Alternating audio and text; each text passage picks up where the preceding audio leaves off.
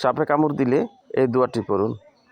সাপের কামড় স্থানে লাগিয়ে দিন, বিষ নষ্ট করে দেবে ইনশাল্লাহ। যে কোনো পোকামাকড়ে বা কামড় দিলে এই দোয়াটা পড়ে।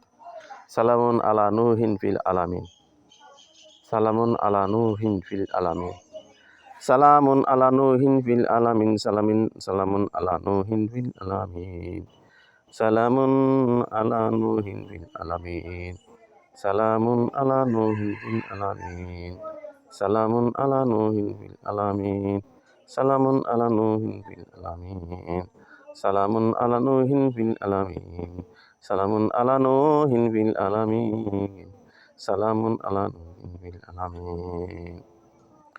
কাটাস্থানে ফু দিন।